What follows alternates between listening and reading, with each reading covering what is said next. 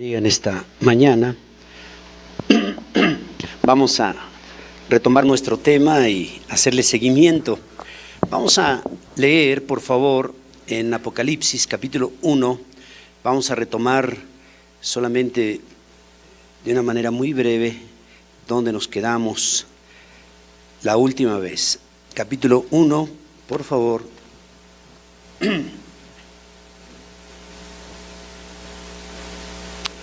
Vamos a leer solamente verso 4 al 6 para retomar la idea de dónde nos quedamos y con la ayuda del Señor avanzaremos más este día.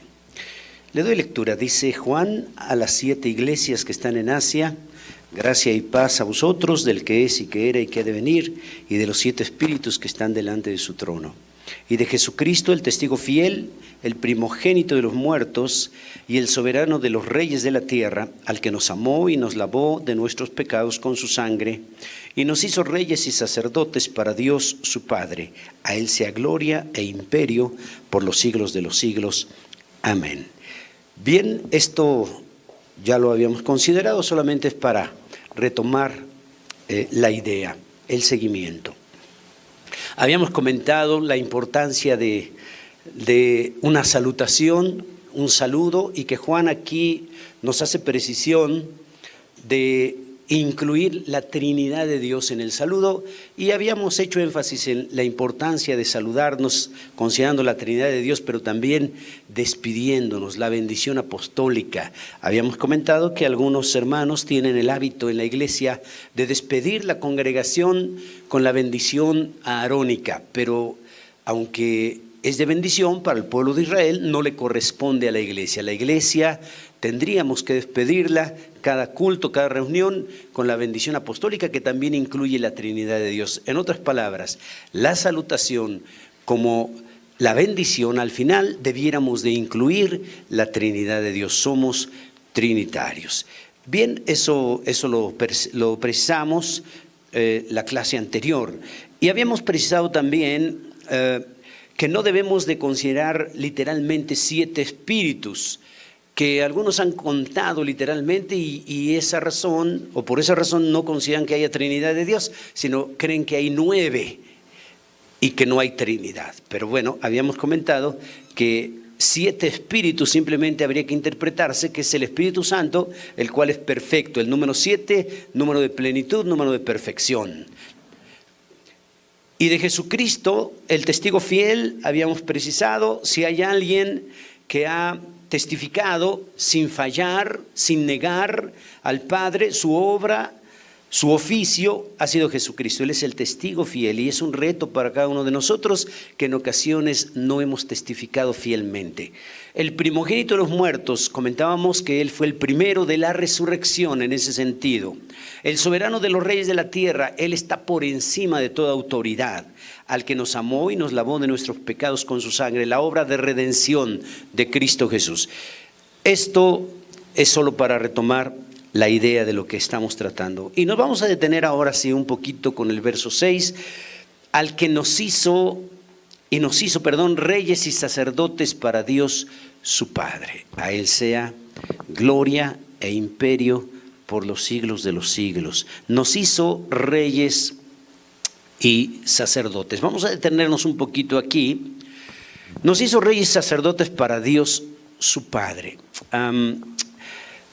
Son 2 ministerios que en el Antiguo Testamento sobresalían. Si nosotros quisiéramos hacer un listado de ministerios en el Antiguo Testamento, yo creo que los podemos contar con las manos. Son pocos ministerios los que había en el Antiguo Testamento. Tenemos a los levitas, que eran sacerdotes, tenemos el sumo sacerdocio, tenemos a los profetas, tenemos a los reyes, que en el Antiguo Testamento se les titula como pastores. Habíamos precisado en alguna ocasión que cuando leamos en el Antiguo Testamento el título de pastor no se refiere a los pastores de la iglesia todavía no existía. A los reyes en aquel tiempo se les llamaba también pastores porque uno de sus trabajos era cuidar del pueblo. Entonces también se les decía pastores.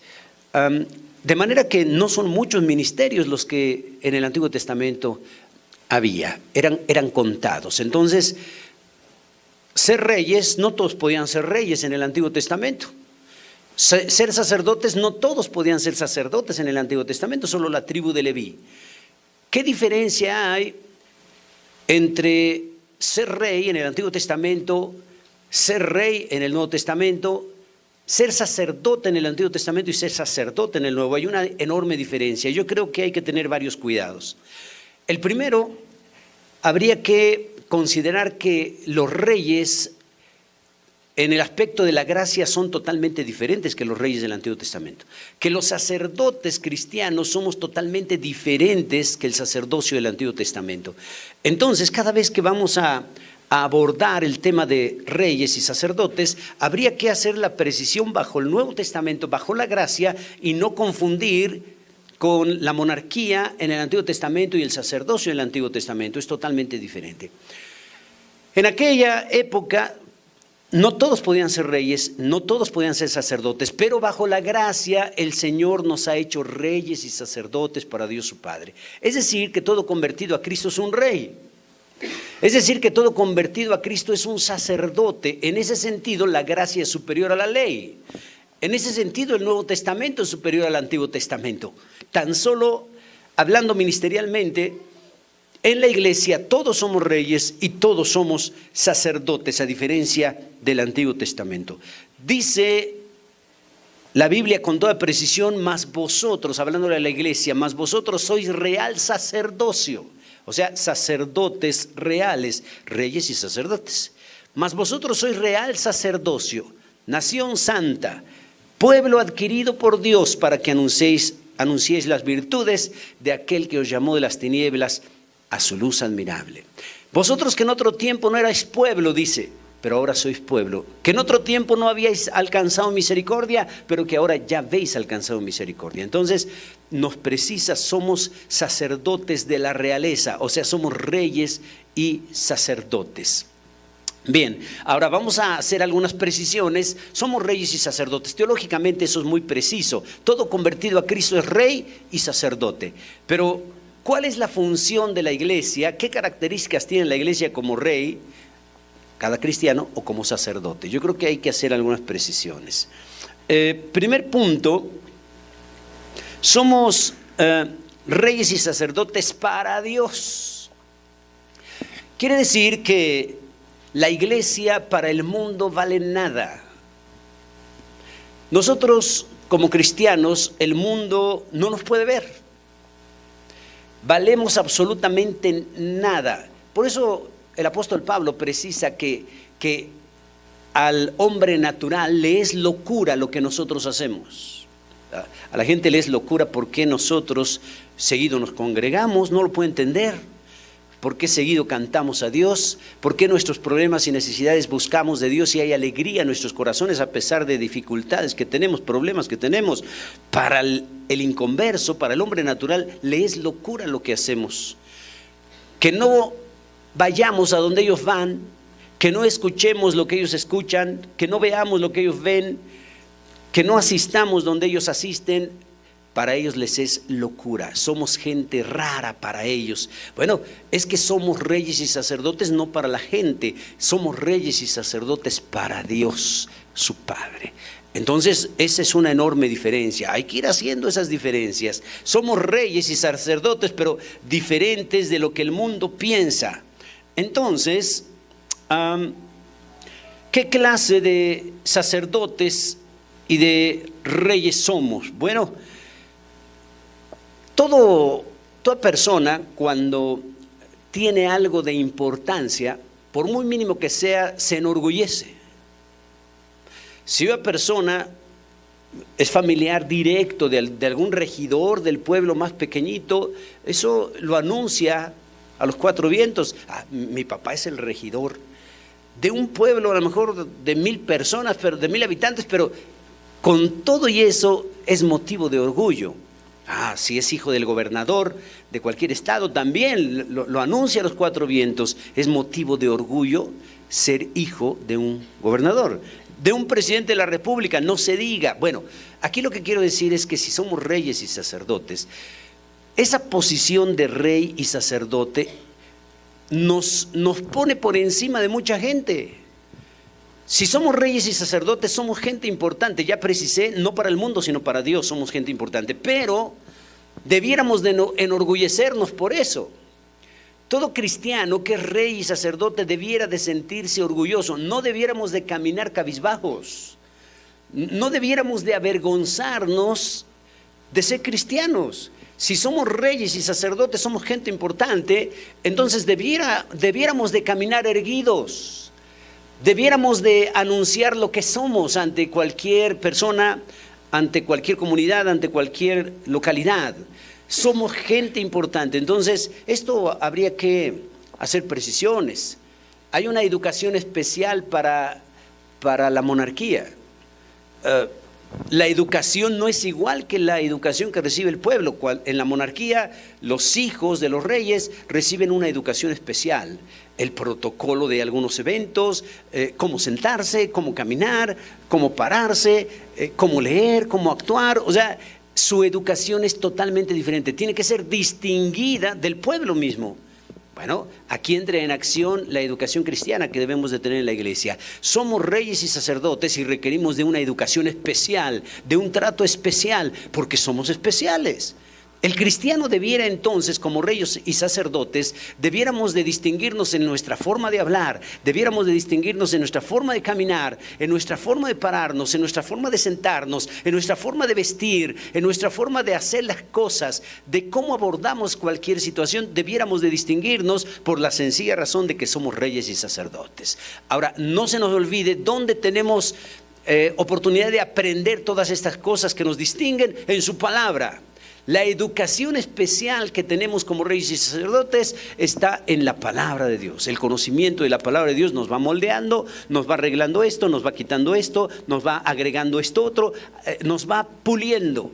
Somos reyes y sacerdotes. Actuemos como tales, como reyes y como sacerdotes. Usted es gente importante.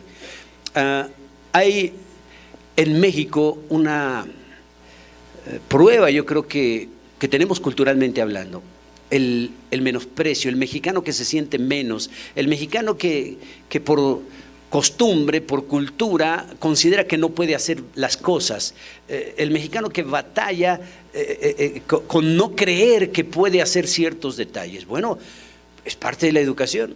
Hay cristianos que creen que no pueden hacer absolutamente nada.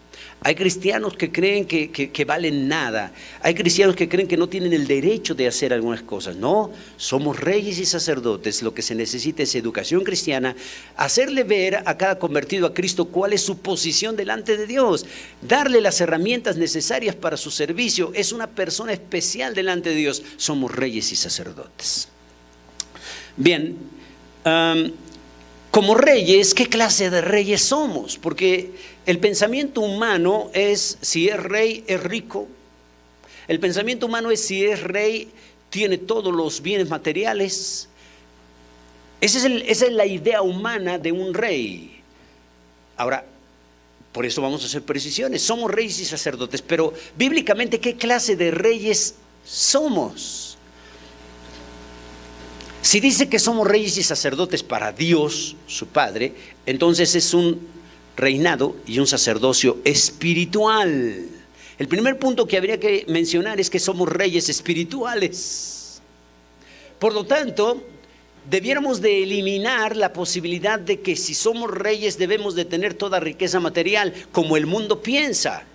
Inmediatamente debiéramos de considerar, si somos reyes espirituales para Dios, entonces nuestra riqueza no es material, nuestra riqueza es espiritual. Ese es el primer punto que había que precisar.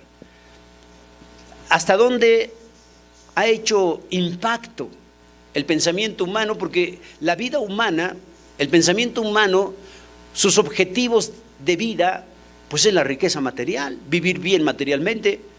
Como ese es el pensamiento humano por naturaleza, cuando alguien se convierte a Cristo va a luchar con eso. ¿Cómo transformar esa idea prioritaria de los bienes materiales ahora con la idea prioritaria de los bienes espirituales? Ahora con la idea prioritaria de la riqueza espiritual. Ese es el batallar de todo cristiano. Ese es el batallar de todo hijo de Dios. que pongamos nuestra mirada en Cristo, nuestra riqueza está en los cielos. Esa es nuestra lucha constante, día tras día. Vamos a tratar de hacer un equilibrio acerca de eso. Entonces, somos reyes espirituales. Nuestra riqueza es espiritual. Nuestra riqueza está en los cielos. Nuestra riqueza está escondida en Dios a través de Cristo Jesús. Esa es la riqueza que tenemos. Y no la tiene el mundo, porque el mundo su riqueza la considera en otros niveles, en otras modalidades. El cristiano su riqueza es espiritual.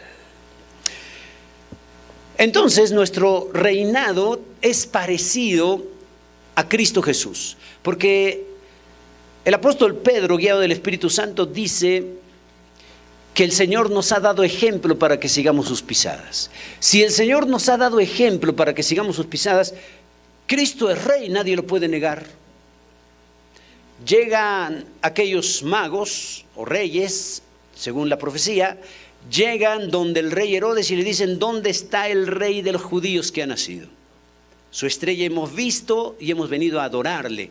Vean ustedes, ¿dónde está el rey de los judíos? O sea, Cristo es su rey. En su ministerio terrenal aparece como rey, pero ¿qué clase de rey mostró ser Cristo Jesús en su ministerio terrenal? Algo extraño. Se le reconoce en su nacimiento dónde está el rey de los judíos. Él es rey. Pero desde su nacimiento nos muestra la clase de reinado o la clase de rey que él es o que él fue, como un ejemplo para que la iglesia le siga sus pasos. Entonces somos reyes también, es cierto, pero Cristo Jesús siendo rey, la idea humana es contradictoria, porque ¿cómo es que siendo rey nace en un pesebre? Es incongruente para el pensamiento humano, es imposible. Si es rey debiera de haber nacido en los mejores lugares, en la mejor cuna, el mejor hospital de la época, con la mejor atención de la época, todos esos pormenores que el ser humano considera que corresponden a un rey.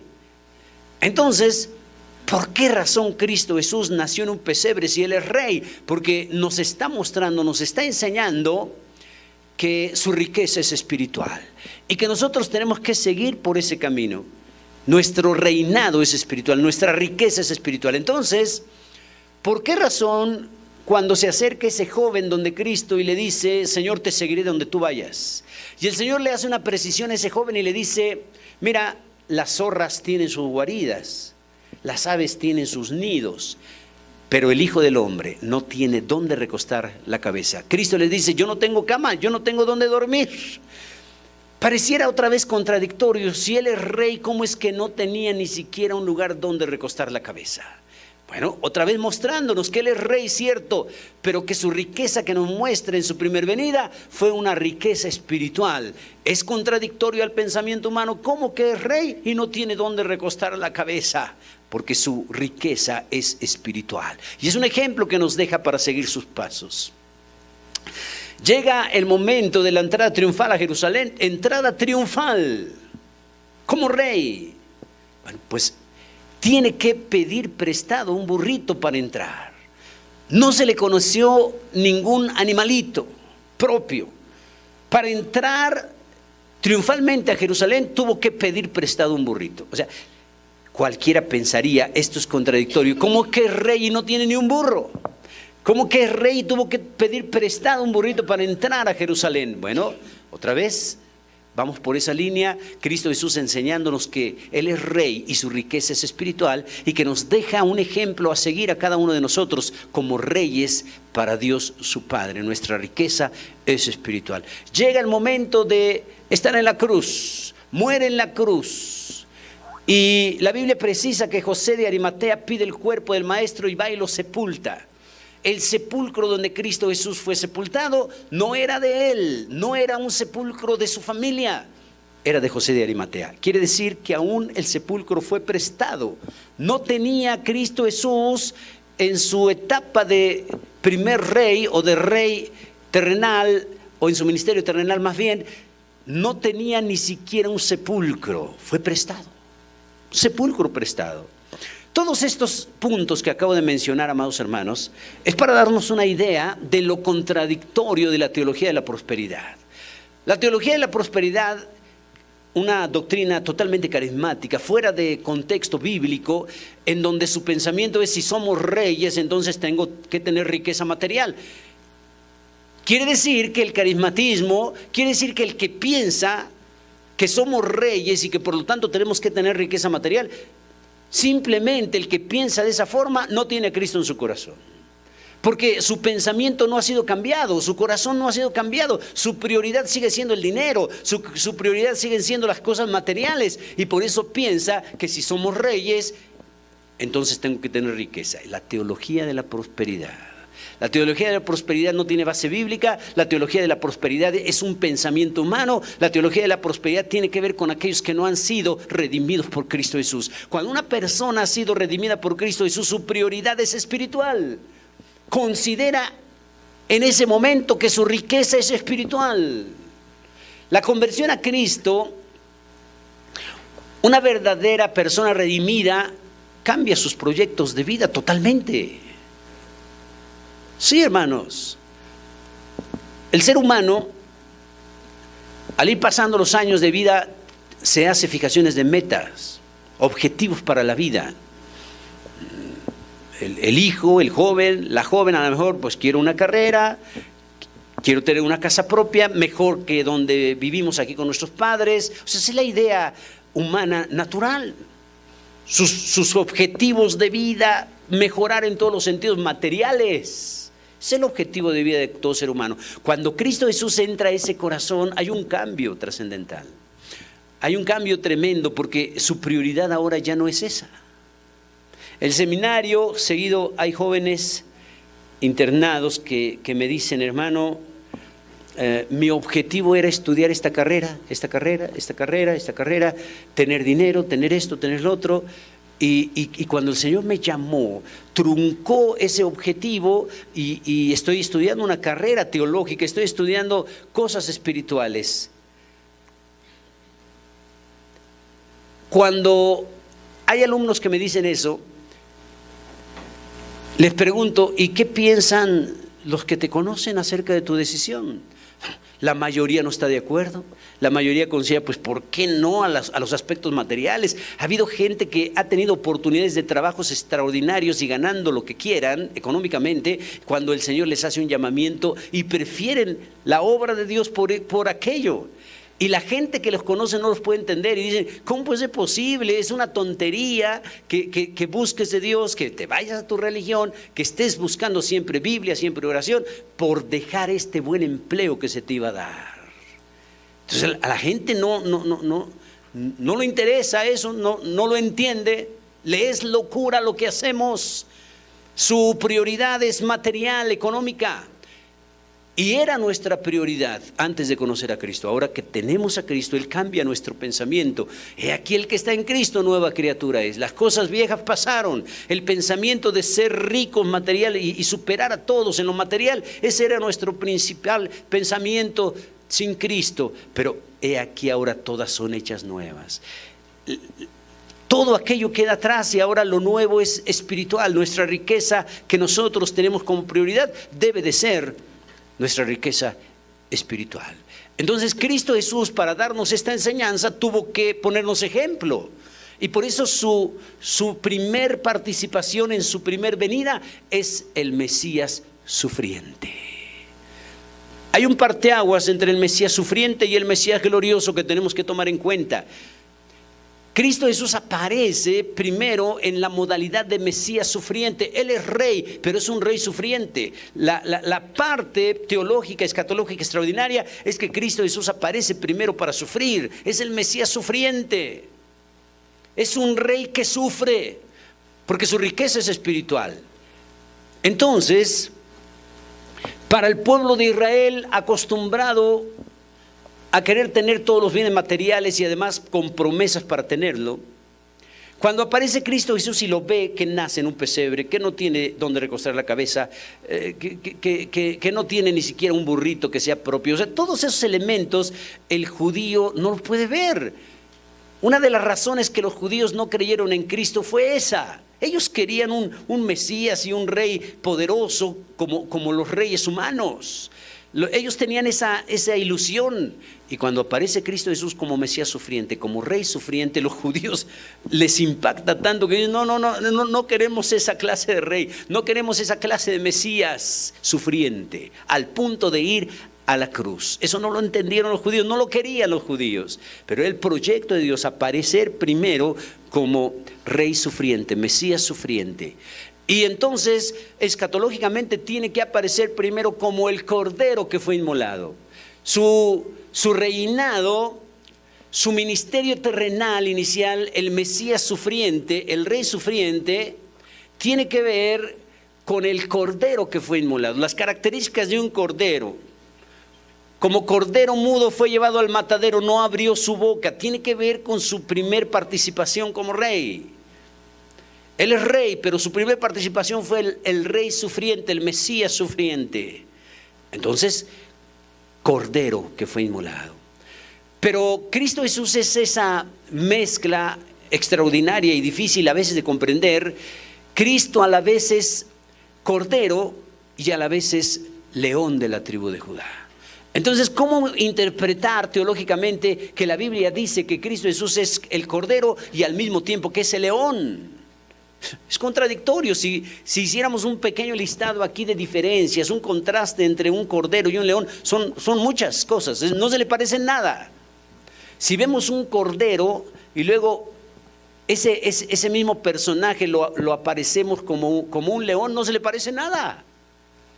No se le parece absolutamente nada. Bueno, Cristo Jesús aparece primero como el Cordero, el Mesías sufriente, el Rey sufriente. Pero cuando Cristo Jesús venga otra vez a establecer el reino milenial, ahora va a aparecer como el Rey no sufriente, sino el Rey glorioso. Ya no viene otra vez como Cordero que fue inmolado, ahora viene como el León de la tribu de Judá. Y es el mismo individuo, es el mismo Hijo de Dios, es el mismo Dios.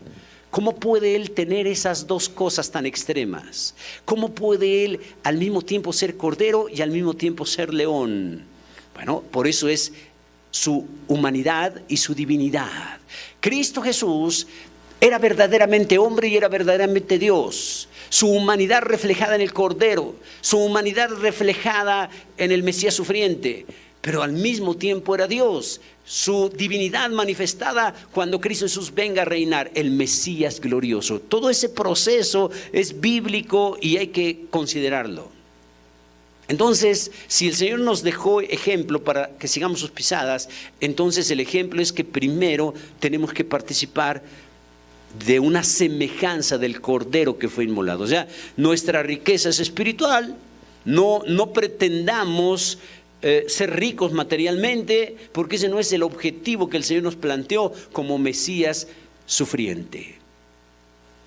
Ahora vamos a tratar de hacer un equilibrio en esto. Existe el extremo de la teología de la prosperidad que dice que todo cristiano debe tener bienes materiales, no padecer pobreza, no padecer absolutamente nada, sobre pretexto de que somos reyes. Ese es el extremo, es equivocado. Pero también está el otro extremo en donde se cree que el cristiano tiene que vivir en pobreza extrema y que se cree que el cristiano no debe tener absolutamente nada. Ese es el otro extremo. Debemos de considerar un equilibrio. Hay gente que cuando no tenía Cristo era un borracho, era un malviviente y su esposa y sus hijitos padecían tanto. Terriblemente. Todo lo que él ganaba se lo gastaba con los amigos, con la botella, con las mujeres, etc. Pero cuando Cristo Jesús salva a esa persona, todo lo que gastaba en aspectos de pecado, ahora eso lo invierte en su familia. Eso es una bendición. La esposa va a estar agradecida porque ya su marido ahora le da el gasto. Los hijos van a estar agradecidos porque ahora el papá ya va a tratar de darles lo necesario, suplir sus necesidades básicas. Eso es una bendición. Entonces, de vivir en pobreza extrema por causa del pecado y sus entradas económicas las malgastaban, ahora recibiendo a Cristo, es ese dinero que se malgastaba, ahora ya no se gasta mal, ahora se invierte en la familia, en las cosas de Dios, y entonces ya vive diferente, ya no está en la pobreza extrema. Esa es una primera bendición. Eso hay que considerarlo. Ahora también parte de este equilibrio es que si tenemos oportunidad de mejorar cómo estamos viviendo materialmente, económicamente, eso no es pecado. Solamente hay que tener algunos cuidados. El equilibrio es hermano, si usted tiene una cama que fue generacional, ¿a qué me refiero? Era de su abuelita, después de su papá, de su mamá, y ahora es de usted. O sea, pues ya cómo estará esa cama. Pero si usted ya no descansa físicamente bien en esa cama, pues se sobreentiende por qué. Y si usted tiene oportunidad de cambiar de cama, eso no es pecado. Si tiene oportunidad de cambiar, de comprar una cama y descansar mejor físicamente, eso no es pecado. Pero hay hermanos que tienen la idea, es el otro extremo. No, yo soy cristiano y tengo que sufrir. Oiga, ya parece fakir usted con esa cama. Y el cristiano tiene la idea de, pues, tengo que sufrir porque soy cristiano. No. Si tenemos oportunidad de mejorar, donde descansar, eso no es pecado. Los hijitos, si usted tiene hijitos, y ¿qué clase de cama están durmiendo? ¿Qué clase de colchón? Hay hermanos que todavía ha pasado el tiempo y al niño lo acuestan todavía en el suelo, le ponen unas cobijitas o algo y ahí acuéstate, hijito, porque somos cristianos y hay que sufrir. No, hermanos, no, tenemos que tener un equilibrio, tenemos oportunidad de mejorar, eso no es pecado. ¿Tiene usted que rentar? ¿No tiene casa propia? No tenemos casa propia, rentamos. Bueno, siempre estamos batallando con las rentas, pero si tuviéramos oportunidad, si tenemos oportunidad de tener algo propio, una casa propia, eso no es pecado. Otra vez volvemos al mismo punto, un equilibrio. Hay hermanos que piensan, no, soy cristiano y Pedro vivió en casa alquilada, dice la Biblia, pues yo también toda mi vida en casa alquilada. No, tenemos que tener un equilibrio, no es pecado. Al contrario, si pudiera darle la alegría a su esposa, si pudiera darle la alegría a sus hijitos de tener que vivir no en un lugar rentado, sino en un lugar propio, déles esa alegría. Eso no es pecado. ¿Tiene usted un carrito ya que cada rato lo tiene que empujar, no arranca, o no tiene carrito, pero en alguna oportunidad usted tiene oportunidad de mejorar o de adquirir un carrito? Eso no es pecado. Hermanos. Entonces, la Biblia solo nos hace algunas precisiones. Nos dice, si crece la hacienda, no pongas la confianza en ella. Ese es el cuidado que hay que tener. Cuando tenemos oportunidad de mejorar algo materialmente, simplemente hay que reconocer que provino de Dios. Hay que darle gracias a Dios, estar agradecidos con Él y reconocer que Él nos lo permitió. Punto. No pongamos la confianza en los bienes materiales. Punto. Es equilibrio. Así categórico. Usted tiene oportunidad de mejorar de empleo, hágalo, pídale a Dios oración, pero que no le impida los aspectos espirituales. Hay hermanos que se confunden y dicen, bueno, el Señor me abre las puertas para mejorar mi empleo, voy a ganar más, y empieza a planear y sabe que nunca cumple. Y lo peor de todo es que es un mejor empleo, mejor remunerado materialmente, económicamente, pero entre más se sumerge en ese nuevo empleo, más se aparta de Dios. Ya no viene a los cultos, ya no puede precisar servicio a Dios, está perdiendo lo más por lo menos. Pero sin embargo es una lucha. Acabo de decir que un equilibrio, pero ese equilibrio tenemos que favorecer las cosas espirituales. Tenemos que pedirle a Dios dirección con precisión. No sea que no sea Dios el que nos esté abriendo esa puerta.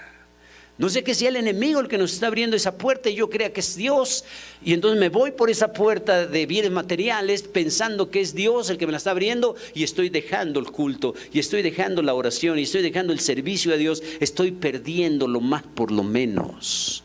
Entonces tiene que haber un equilibrio, amados hermanos, un equilibrio nada más. Y también exhortamos a los jóvenes en nuestros días, siempre lo hemos hecho, de que si tienen oportunidad de terminar sus estudios seculares, lo hagan. Sí, hermanos, fomentamos eso, que los padres consideren esa educación a sus hijos. Hijo, trata de ser un profesional, trata de terminar tus estudios seculares. Si terminamos de estudiar, hacemos carreras seculares, si Dios nos lo permite, también se nos abren puertas para la obra evangelística, ministerial. Sí, hermanos, hemos comentado la diferencia entre algunos discípulos y el apóstol Pablo. El apóstol Pablo, que tenía estudio secular y espiritual también. El alcance, la visión espiritual de Pablo fue superior a la visión de otros discípulos que no tenían la misma clase de estudios. El trabajo del apóstol Pablo fue más trascendental en cualquier nivel. Pablo podía predicarle al más humilde, pero también al más preparado de la época. No todos los discípulos podían hacerlo. Entonces, si hay un hermano, una hermana, un joven que termina sus estudios, va a tener más posibilidades, su visión va a ser más amplia, no solamente material, humana, sino también en el sentido espiritual. Puede tener oportunidad de predicarle a gente importante que si no tuviera estudios seculares. Observemos entonces el ejemplo del apóstol Pablo. Dejemos estudios materiales seculares solo si Dios lo ordena, pero mientras el Señor no hace esa precisión, habría que educar a los hijos y exhortarles a que terminen sus estudios seculares. Bien, eso es un equilibrio. Entonces, somos reyes, pero nuestro reinado es diferente, nuestra riqueza es espiritual. No estamos de acuerdo entonces con la teología de la prosperidad. Qué duro es eso, qué terrible. Además, hablando de la teología de la prosperidad, utilizando versos para tratar de respaldar esa doctrina, utilizando versos mal interpretados, fuera de lugar, al grado de precisarle a la gente, a la iglesia, hermanos, si usted no diezma, si usted no aporta, si usted no me da, por teología de la prosperidad, Dios no te va a bendecir y además estás robando a Dios. Y se atreven a decirle a la iglesia que son ladrones y que roban. Bueno, generalmente quien dice eso y se escuda en versículos de Malaquías que no le corresponden a la iglesia, generalmente es porque ellos quieren el dinero. Es terrible, amados hermanos. Comentamos la vez pasada, lo reiteramos con precisión, casi todos los televangelistas, el 80% de mensajes por cable, supuestamente cristianos, es dinero, pedir dinero y más dinero. Y ofreciéndole a la gente ya no al 2 por 1, ya no al 10 por 1. Ahora los televangelistas están ofreciendo a la gente que les escucha el 1,000,000 por 1. Oiga, hermanos, si da un peso, el Señor te va a dar 1,000,000. O sea, así están predicando. Entonces la gente que se impacta dice, caray, a ver, hace pocos años se decía, si tú le das 1 peso, el Señor te va a dar 2, te lo va a duplicar. Pues, aún así no estaba bien, pero no era tanto. Ahora le están ofreciendo, si tú das 1 peso, el Señor te va a dar 1,000,000. La oferta ahora es mayor, es estratosférica, y la gente descuidada, la gente, diríamos, impactada para los aspectos materiales, se lo cree. Ahí está para de sufrir. Hermano, aún las oraciones, aún en sus peticiones y necesidades, hay una oferta. Fíjense qué malvados. Qué malvados. Lucrar con la necesidad de la gente. La gente está tan necesitada, tan hambrienta espiritualmente, y hacer negocio con esa necesidad. Dios va a llamar a cuentas de una manera terrible a toda esa gente que lucra, que hace negocio con la iglesia. Ahora sucede que Dios no está en todas partes. Ahora sucede que Dios no está en todo lugar. Ahora se les enseña, usted tiene un problema, usted tiene una enfermedad, podemos orar aquí que Dios le ayude y le supla su necesidad de enfermedad o de problemas económicos, lo que sea, podemos orar. Pero si usted quiere que su respuesta sea rapidísima, si usted quiere que su respuesta a su necesidad sea ipso facto, entonces aquí hay una bolsita, hay una tarjetita, ahí escriba su oración, póngale 10 billetes de 1,000 pesos y lo llevamos a Jerusalén, y allá en Israel depositamos allá su petición y verá que Dios le responde así. ¿Y sabe qué hace la gente? Busca, pide prestado, ve la manera de conseguir esos 10,000 pesos porque le han ofrecido eso. Es un robo descarado y la gente lo hace. La gente está tan necesitada que lo cree. Sí, no, sí, tiene que ser cierto, Cristo Jesús nació allá, tiene que ser cierto, la Nueva Jerusalén, tiene que ser cierto, todos los lugares sagrados están allá, toda la historia de la iglesia, generalmente más del 50% de historia de la iglesia está allí, tiene que ser cierto que Dios se manifieste más ahí. Los hermanos tienen la idea que Dios tiene más poder en Israel que acá. Haga la prueba, vea usted, hay hermanos que hacen un recorrido turístico a Israel Y cual católicos todavía en sus ideas van al Jordán, ya han sido bautizados, pero están ahí en el río Jordán y les hacen creer, aquí está el río Jordán, aquí Juan el Bautista bautizó a Cristo Jesús, vuélvete a bautizar. Pero es que yo ya me bauticé. Una confirmación. ¿Cuál es el problema? No vamos a tener el río Jordán en todos lados. Y hay hermanos que los convencen, ya son bautizados, pero es que están frente al río Jordán. Y entonces se vuelven a bautizar, cuando ya habían sido bautizados. Y no solamente eso, empiezan a llevar botellitas y se traen arena del río Jordán, agua del río Jordán, y llenan sus botellitas. Y llegan hermanos en Cristo, iglesias carismáticas: hermano, tienes problemas, tienes enfermedades. Sí, mira, aquí está esta botellita, unas gotitas ahí al hermano, a la hermana. Es agua del río Jordán. Oye, ¿y qué tiene que sea del Jordán? O sea, es una modalidad como el agua bendita, el catolicismo romano.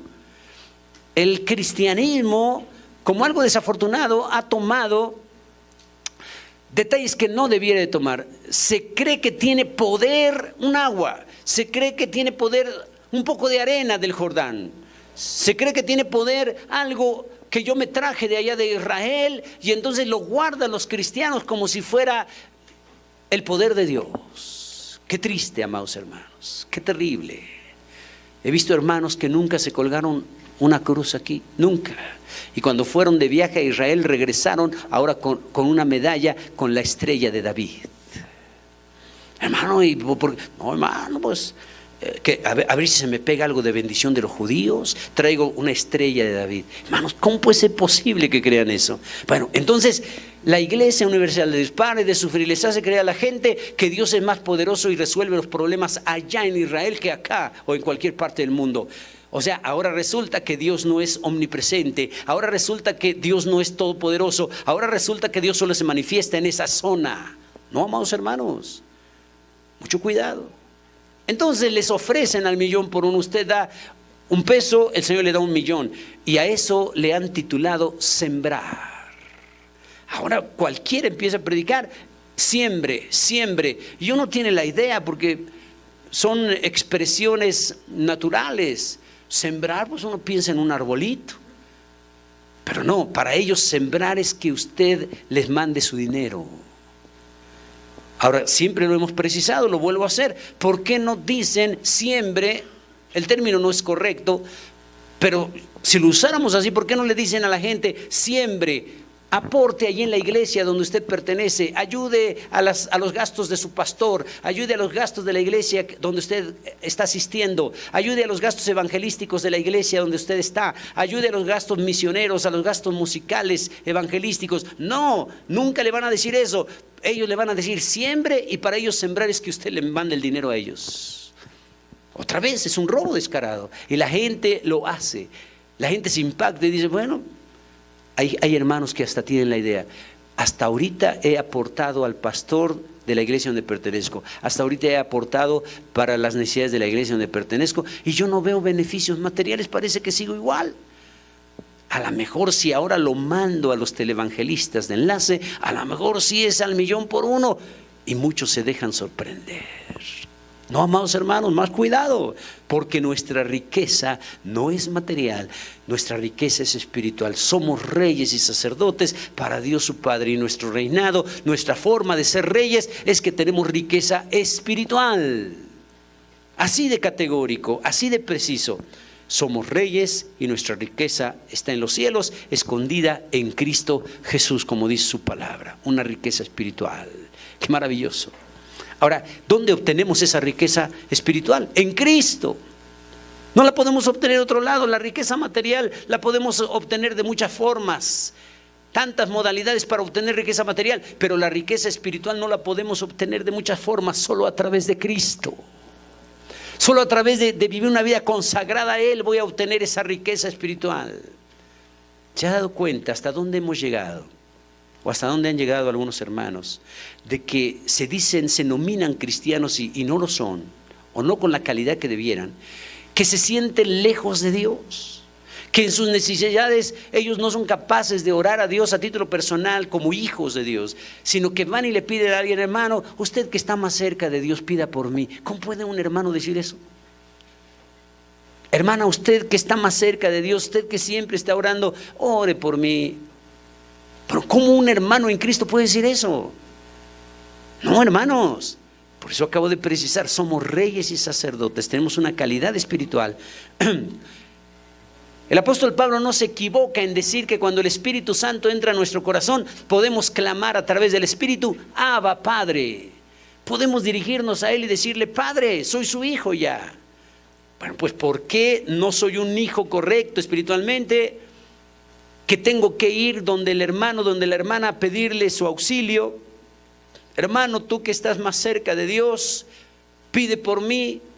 Oiga, hermanos que también se equivocan en sus necesidades, ellos nunca oran. Piden a la iglesia que oren. Piden a la iglesia por sus necesidades y el que tiene el problema nunca ora. Creen que la iglesia es la que tiene la obligación de orar por ellos y el que tiene el problema nunca ora por sí. Creen que los pastores son los responsables de orar por todos, pero ellos en sus problemas no oran por ellos mismos. Qué fácil, qué sencillo. Tengo este problema, yo no oro, se lo transmito a la iglesia, al grupo que ora, a la femenil, hasta a los niños. Les digo, a ver, niño, tú ora por mí y yo no oro. No, hermanos, no estoy diciendo que no demos a conocer nuestras necesidades. No estoy diciendo que no solicitemos que oren, pero si yo tengo el problema, yo a título personal soy el primero que debo estar orando. Es una pena, es una vergüenza que yo tengo el problema, tengo a todos orando y yo que tengo el problema no oro. No, hermanos.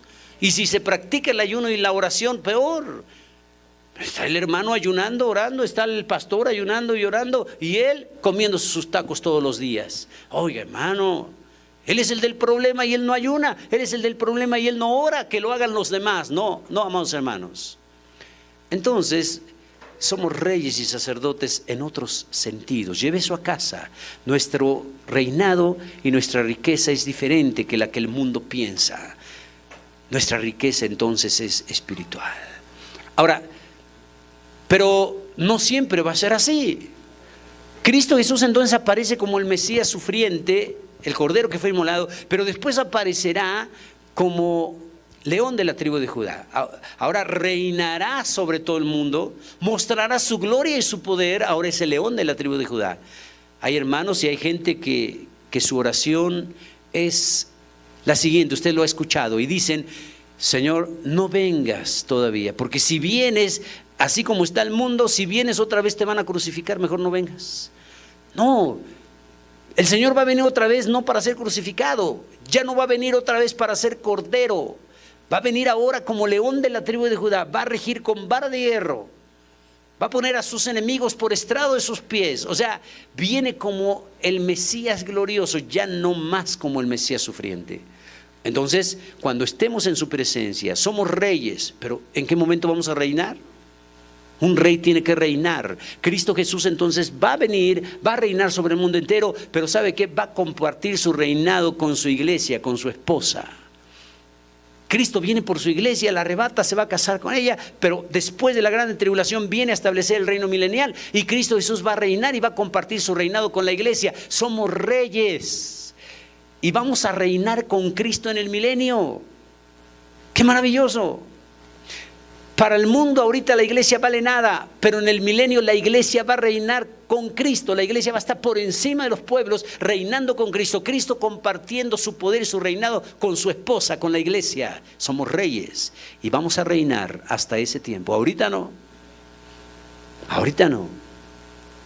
Nuestra riqueza es espiritual y comenté la vez pasada la importancia de este principio. Si nosotros vamos por la calle y encontramos una parte de oro, un pedazo de oro, un anillo, lo que sea, de oro, lo tomamos. No es lo mismo encontrarse una moneda de $1 que una medalla de oro, no es lo mismo, el valor es diferente. Todo se valora en base al oro en este mundo. La mayor riqueza, el mayor valor material, económico en el mundo es el oro. Todo se calcula en oro. Es el elemento que simboliza el mayor valor del ser humano, el oro. Y sin embargo, comentamos la vez pasada, en aquella ciudad maravillosa en lo futuro, dice que las calles son de oro. Y las calles son para pisarlas. Las calles son para andar por ellas. Cuando dice que las calles son de oro o serán de oro, las pisaremos, caminaremos por calles de oro. Mire, hermano, qué diferencia, estamos batallando. Los candidatos siempre medio componen las calles solo cuando va a haber elecciones. Va uno por la avenida y qué terrible, hoyo por aquí, hoyo por allá, por todos lados, calles deterioradas, terribles. Y tenemos que transitar por ellas. Pero imagínense si las calles fueran de oro.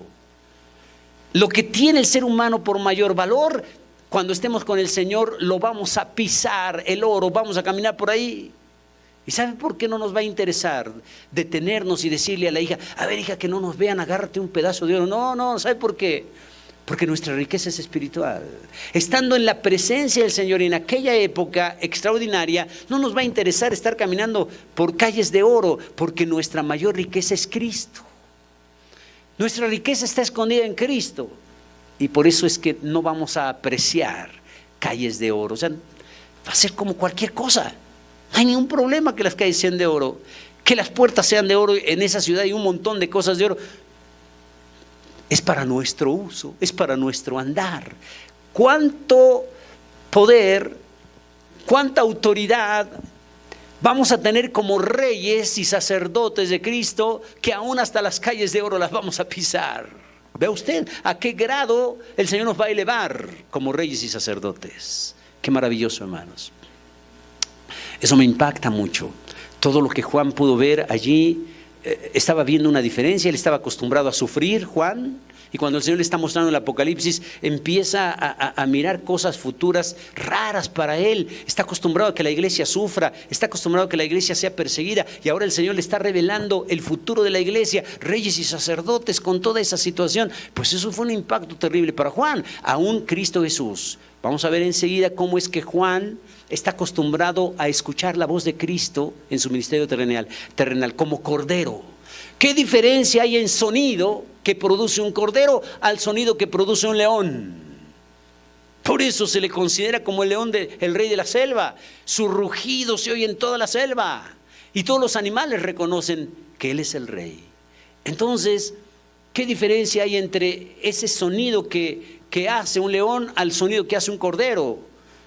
En su ministerio terrenal aparece como cordero, y Juan está acostumbrado a escuchar la voz de Cristo como cordero, manso, humilde. Él está acostumbrado a escuchar y ver físicamente, aún en su vestidura, aún en sus vestidos, está acostumbrado a ver a Cristo humilde.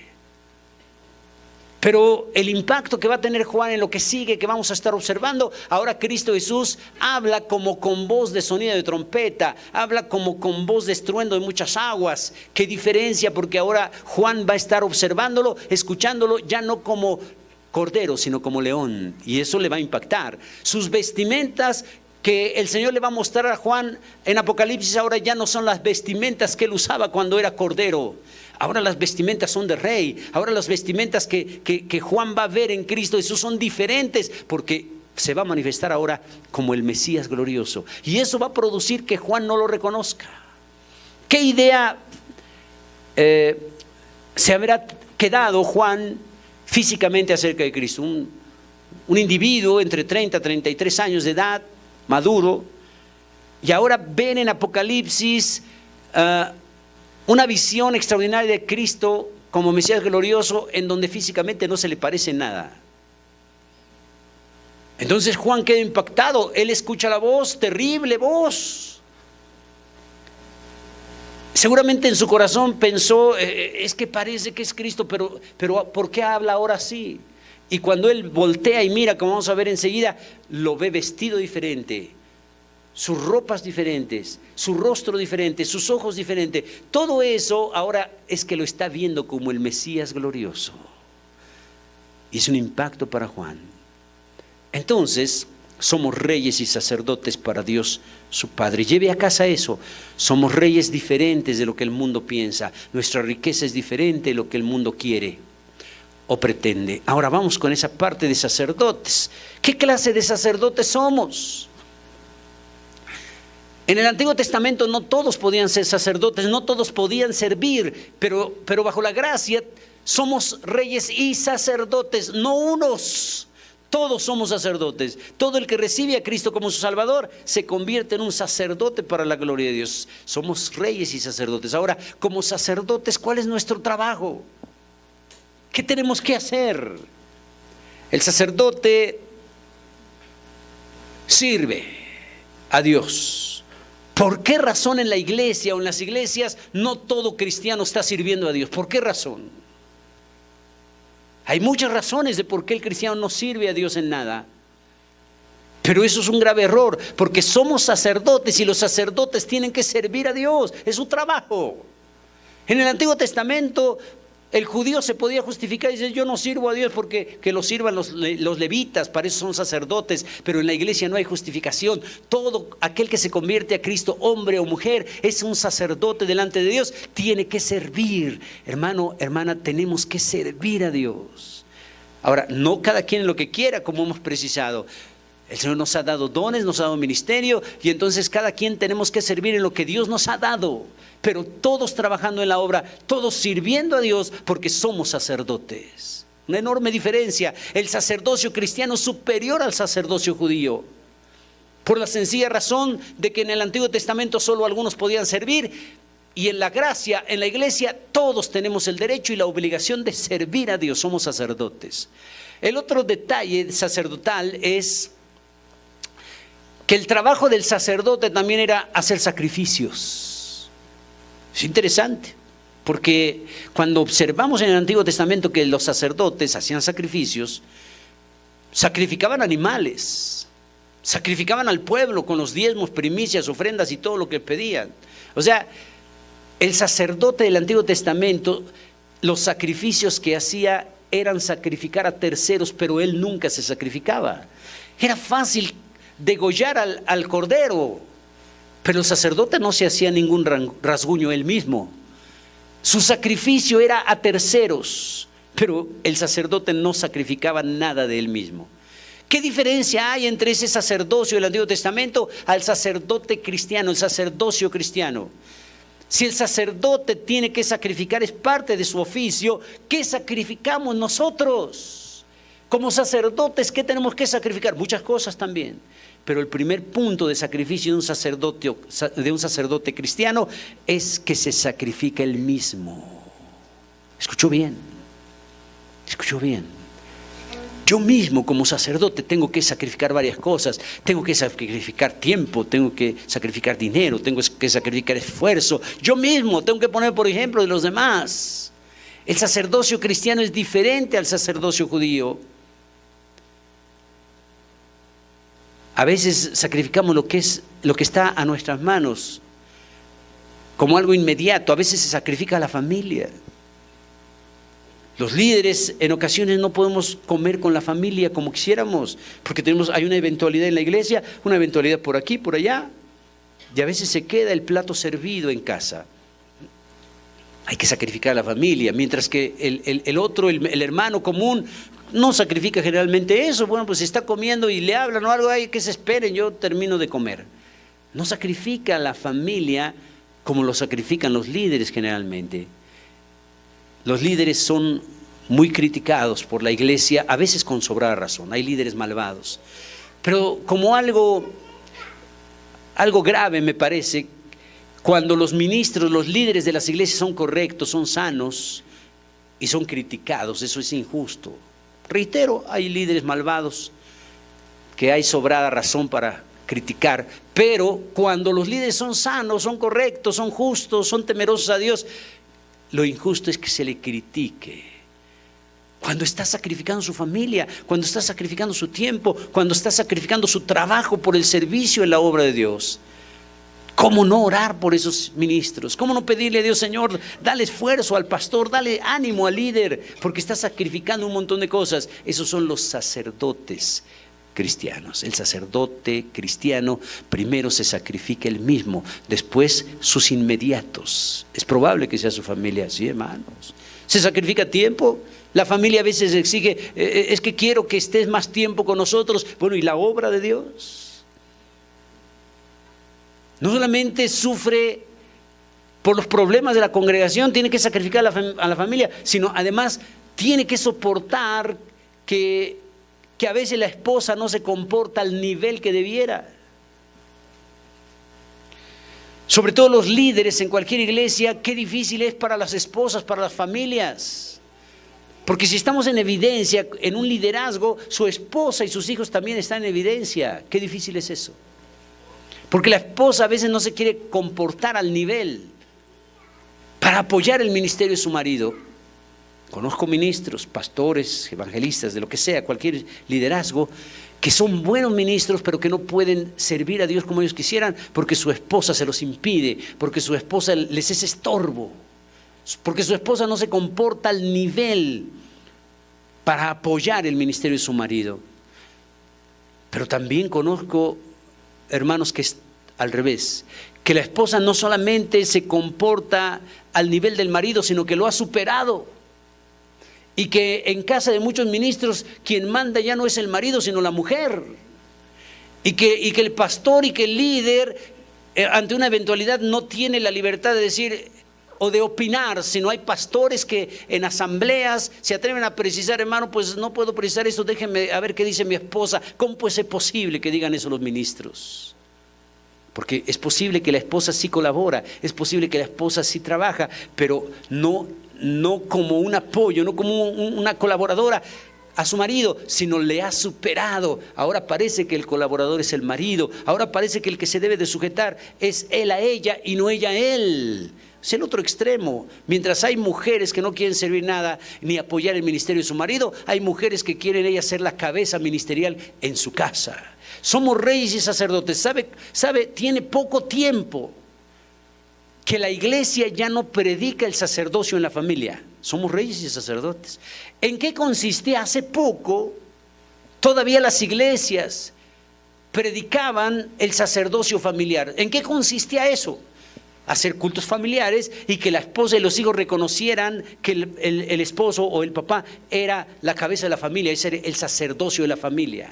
El sacerdocio de la familia es reconocer la participación de cada quien en la familia.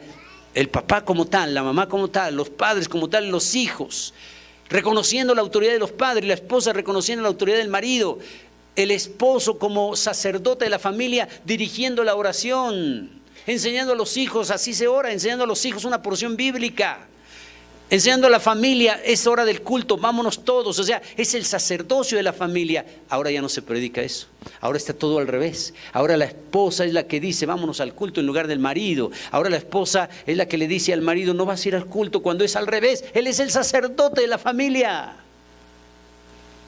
Somos reyes y sacerdotes, pero el sacerdocio cristiano es diferente del sacerdocio del Antiguo Testamento. Nos hemos vuelto irresponsables en el sacerdocio. Creemos que el servicio le toca a los otros y no a mí. En la casa creemos que el que le toca dirigir el servicio en todos los aspectos, la cabeza, creemos que es la mujer, o creemos que son los hijos. Hay familias que los hijos son los que mandan en la casa. Hermano, su hijo, hermana, su hijo, no, hermano, no quiere venir. Bueno, ¿cómo que no quiere venir? Sí, hermano, ya ve cómo son los niños ahora. Pues, ¿qué edad tiene su hijo? 5 años. Es que, ¿para qué lo traigo? Y lo traigo y como viene de malas, quiere estar jugando, distrae a los hermanos, mejor no lo traigo. Oiga, hermanos, ¿en qué cabeza cabe eso? En alguien que ha perdido el sacerdocio. En alguien que ha perdido la autoridad en casa, en alguien que no considera que es rey y sacerdote y que es diferente que los demás. Cierto, hay hijos rebeldes, sobre todo en nuestros días es más terrible. Ahora los jóvenes quieren hacer lo que quieran, ahora los jóvenes quieren vivir solos, ya no quieren ser dependientes de los padres. Mire, quieren vivir los hijos una vida independiente, pero económicamente que los padres los sigan manteniendo. Oiga, hermanos. Jóvenes que ya no viven con sus padres, y que viven aparte, y los padres les pagan, les rentan un departamento, una casa. Hermano, su hijo pues ya no vive aquí con nosotros, ya se casó, no, está soltero, pero pues ya cada quien. Oiga, ¿cómo puede ser posible? Hijos que no quieren vivir ni depender de sus padres porque los regañan, porque les sugieren cosas, les disciplinan. Entonces los hijos se molestan y le dicen a los papás: réntame un departamento y yo me voy. Y los padres lo hacen. ¿Dónde está el sacerdocio cristiano? ¿Dónde está la responsabilidad de los padres? Pero además el hijo se le da el dinero, se le da todo lo que quieran, no es un buen sacerdote, los hijos crecen, son jóvenes malvados, son drogadictos, son ladrones, un montón de cosas terribles, y los papás se admiran y dicen: pero ¿por qué, hijito, si yo te di todo? ¿Sí? Le dio todo el dinero, pero no le dio educación, no le dio seguimientos, no estuvo con él para aconsejarle, no lo disciplinó cuando se debía, dejó que hiciera lo que quisiera. No hay hijos, no salen hijos malvados. Hay hermanos que dicen: hermano, me salió mal mi hijo. No, usted lo formó así categórico. Hermano, mi hija me salió mal. No, usted la hizo así. ¿Cómo, hermano? Pues si yo le decía que fuera a la iglesia, a veces no quería ir, pero yo le respetaba porque los derechos de los niños. No, hermanos, qué terrible. Cuando los padres dejan que los hijos hagan lo que quieran, a futuro, cuando lloran por ver a sus hijos destruidos, hijos malvados, van a llorar mucho los padres. Conozco muchos hermanos que sus hijos están terriblemente mal ya de jóvenes y de adultos, que todo el tiempo es llorar, llorar y llorar. No se cansan de estar doblando sus rodillas: Señor, mi hijito, mi hijita, sienten carga de que fueron malos padres. Echaron a perder a sus hijos y además le echaron la culpa, algunos le echan la culpa a terceros. Los padres no se hacen responsables, son hijos malvados y le echan la culpa a los abuelos. Los padres fueron malos padres, sus hijos se echan a perder y le echan la culpa a los maestros allá en la escuela, la primaria, secundaria, etc. Los hijos son malvados y los padres le echan la culpa a los pastores. Los hijos son malvados porque los padres fueron malos padres y le echan la culpa a los maestros de niños. ¿Cómo puede ser posible? Hermana, usted no está educando bien a mi hijo, lo traigo y cuando lo sacan a los niños a darle su clase, usted no está haciendo bien su función porque mi hijo es rebelde. Ahora resulta que los responsables directos son los maestros de niños. ¿Y ellos como padres cuándo? Es sencillo echarle la culpa de lo que nos corresponde a nosotros cuando no salen bien las cosas. ¿No, amados hermanos? Los pastores tienen parte. Los maestros tienen parte, un porcentaje mínimo de asistencia a nuestros hijos, pero los padres somos los responsables directos, ni siquiera los abuelos o los suegros, somos los padres. El papá tiene el error de decirle al hijo: mira, hijo, si vuelves a hacer eso le voy a decir a tu abuelo. ¿Y qué tiene que ver el abuelo aquí? Le hacen creer al hijo que la máxima autoridad son los abuelos y no ellos como padres. Tienen el error los papás. Mira, hijo, le voy a decir a tu abuelo, a tu abuelita. Ahorita va a venir tu abuelita. ¿Y qué es la abuela? La responsable es la mamá. Y cuando no resultan las cosas, por eso la culpable son los abuelos. Hermanos, más respeto, más ¿qué diríamos? Juicio, más lógica. O sea, es algo común. Entonces somos reyes y sacerdotes para Dios su Padre, y nuestro reinado y nuestro sacerdocio es diferente. Lleve eso a casa. Tenemos que servir a Dios, no cada quien lo que quiera, sino en los dones y el ministerio que el Señor nos ha dado. Estamos para servir a Dios, somos reyes y sacerdotes en ese sentido. Bien, vamos a adelantar otro poco en nuestros versos.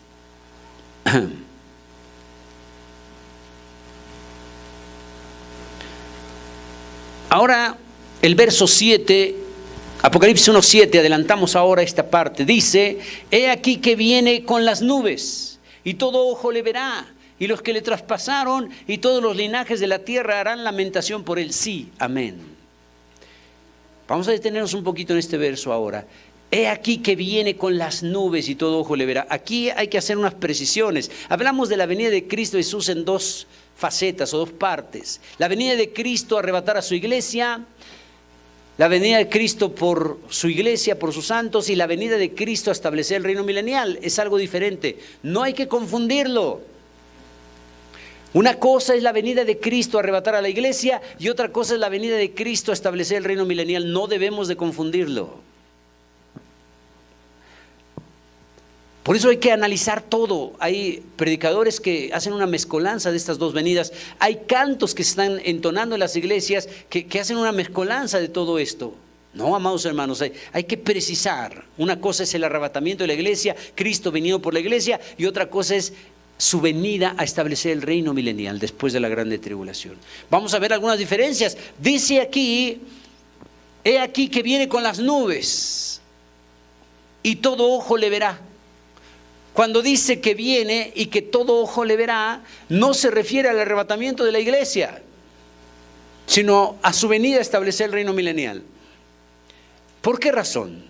Porque cuando Cristo Jesús venga por su iglesia a arrebatarla, no le va a ver todos los ojos no le van a ver.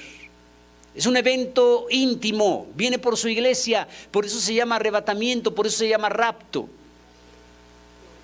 El arrebatamiento o el rapto de la iglesia es raptar.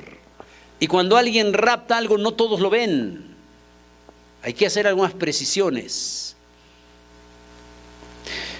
Una ocasión estaba platicando con mi abuela y ella partió con el Señor y le hice una pregunta y le dije: abuela, platícame de tu boda, platícame de cuando te casaste con mi abuelo.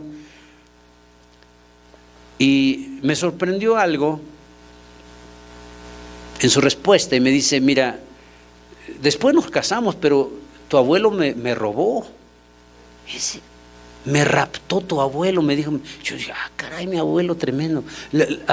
Raptó a mi abuela. Y yo le dije una ocasión: a ver, platícame, abuelita, ¿cómo te raptó? Y me dice: mira, lo que pasa es que en aquella época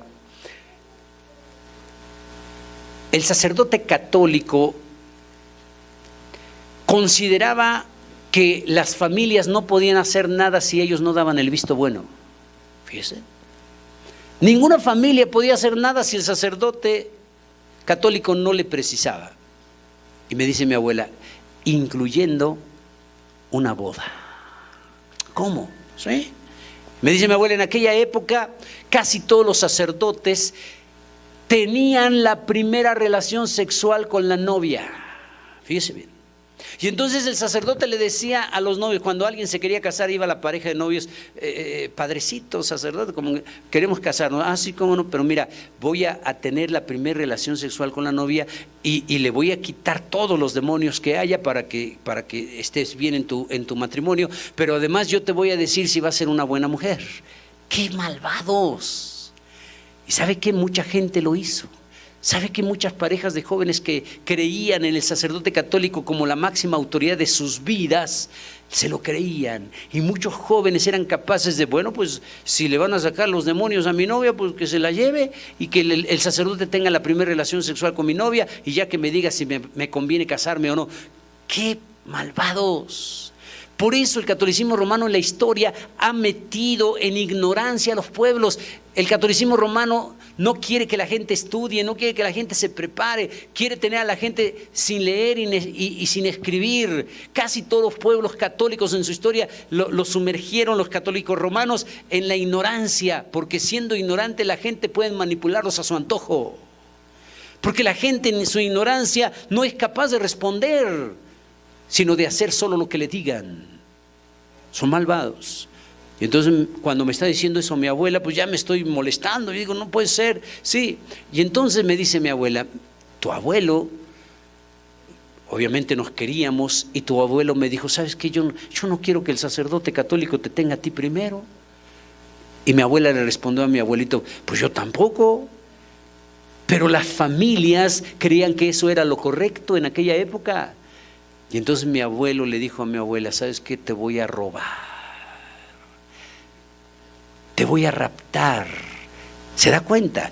Mucha gente de la generación anterior y la otra, muchos de nuestros abuelos o tatarabuelos, el abuelo se la robó por esa razón, la mayoría fue por esa razón. Se robaba a la muchacha para que él tuviera la primera relación sexual con ella, que la amaba, y no que otro, supuestamente líder religioso, la tuviera. Entonces mi abuela me dice: tu abuelo me raptó. Obviamente se le llama rapto porque nadie vio eso. De repente ya se robaron a la muchacha. Y ya regresó Y ahora sí, pues ya que se case, pues ya ni modo, ya se la llevó. O sea, así era, así fue el caso de mi abuela y así fue el caso de muchos. Entonces, un rapto, no todos le ven, porque si todos lo vieran, no cabría la posibilidad de llamarle rapto, si todos lo vemos. Entonces, cuando Cristo Jesús venga a arrebatar a la iglesia, no todos le van a ver, no todo el mundo le va a ver, solo los que vayan a ser arrebatados. Cristo Jesús resucita, se aparece resucitado por 40 días y dice la Biblia que después de esos 40 días ascendió al Padre, a la diestra del Padre. Y cuando asciende, los discípulos lo están viendo. Los discípulos vieron cuando Cristo subió a la diestra del Padre. Cuando sube, los discípulos lo ven. Todos los demás no lo vieron, solo lo vieron los discípulos, los de Él. Y luego aparece un ángel y les dice: así como habéis visto ir al Hijo del Hombre, así vendrá. Así como le habéis visto subir, así como le habéis visto, solo ellos, solo los íntimos le vieron, así también vendrá. Entonces, cuando Él venga, solo los íntimos le van a ver, solo la iglesia, solo los arrebatados le vamos a ver. Por eso Hebreos 9:28 dice que el Señor vendrá otra vez y será visto solo por los que le esperan para salvación. Hebreos 9:28 precisa eso. Léalo en la versión 9, que es más entendible. Dice entonces que vendrá otra vez, que será visto solo por los que le esperan para salvación. No lo van a ver todos en el rapto, solo los que le esperan para salvación. Elías es un prototipo, un ejemplo del arrebatamiento, el profeta Elías. Cuando Cristo Jesús venga, solo los que son de Él o somos de Él le vamos a ver, a semejanza del arrebatamiento que tuvo Elías el profeta. Dios le dice a Elías que se lo va a llevar. Eliseo le sigue. Conoce usted la historia. Cuando Elías va a ser arrebatado, solo ven, es una analogía, solo lo ven los cercanos. Eliseo lo vio, los profetas que estaban allá del otro lado del río lo vieron, pero no todo el mundo lo vio, solo los íntimos. En el arrebatamiento, reitero, lleve esto a casa, en el arrebatamiento no todo ojo le verá, solo los que le esperan para salvación, solo los arrebatados. Para el que no es de Cristo, cuando el arrebatamiento suceda, para los que no son de Cristo, eso no lo van a ver, solo de repente para la vista de ellos vamos a desaparecer. ¿Y ahora dónde están estos que cantaban? ¿Y ahora dónde están estos que oraban? ¿Y ahora dónde están estos que duro y duro nos hablaban de Cristo? ¿Y ahora dónde están estos que siempre buscaban de Dios? ¿Y ahora dónde están estos? ¿Ya desaparecieron? Y va a haber un montón de cosas raras. ¿Por qué cree usted que ahorita en nuestros días hay más, cada vez hay más programas, creencias respecto a ovnis? Pues porque se está preparando ese camino. El rapto de la iglesia está para suceder en cualquier momento. ¿Y sabe qué va a pasar?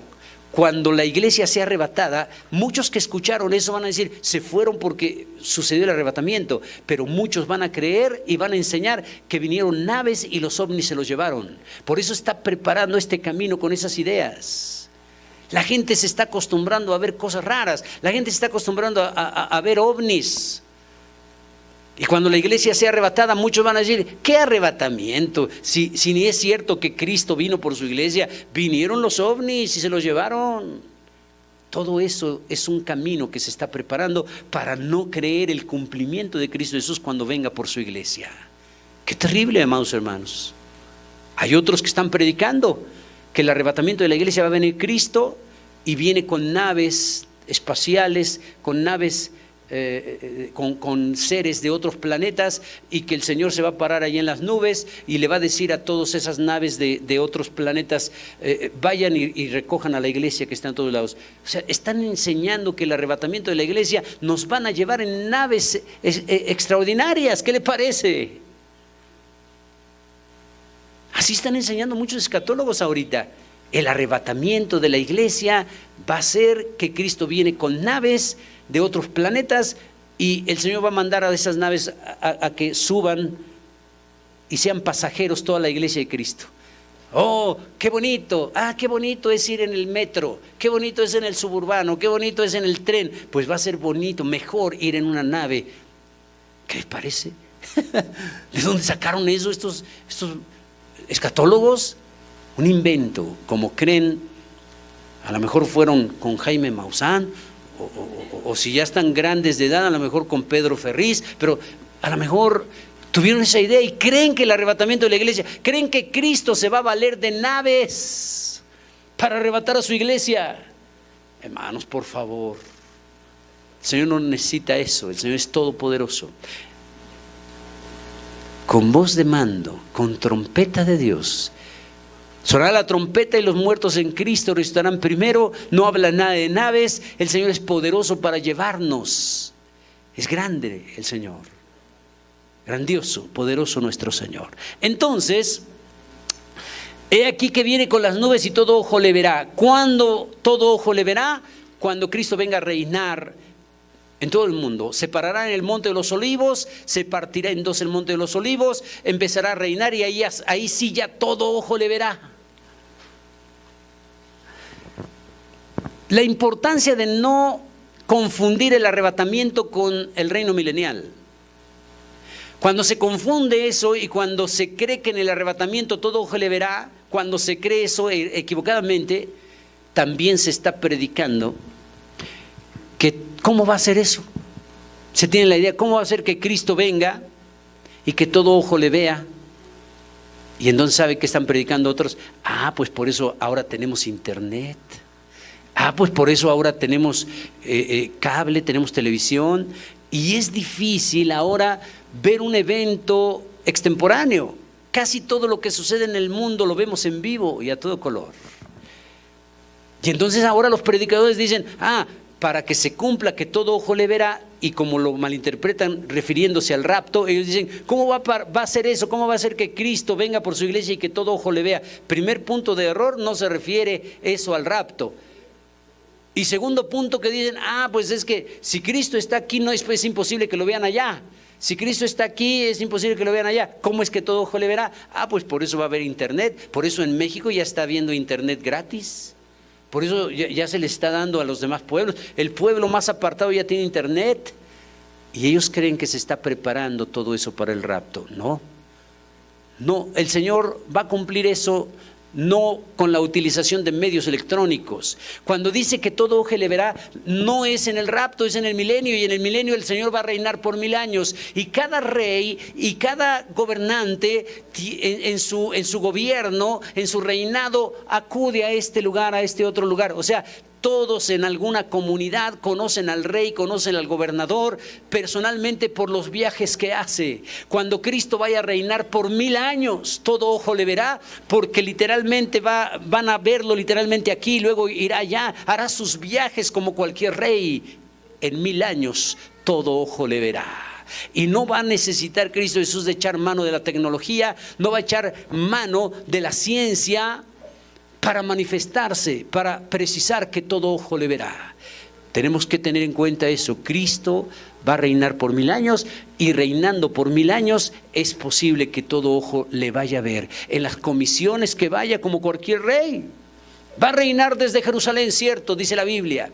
Pero él va a tener sus actividades como cualquier rey. Irá a este lado y luego a este otro lado, y todo ojo le va a ver. En 1000 años se verá. Y no debemos de pensar que Cristo Jesús necesita la ciencia del hombre para cumplir esta parte profética. Entonces, todo ojo le verá.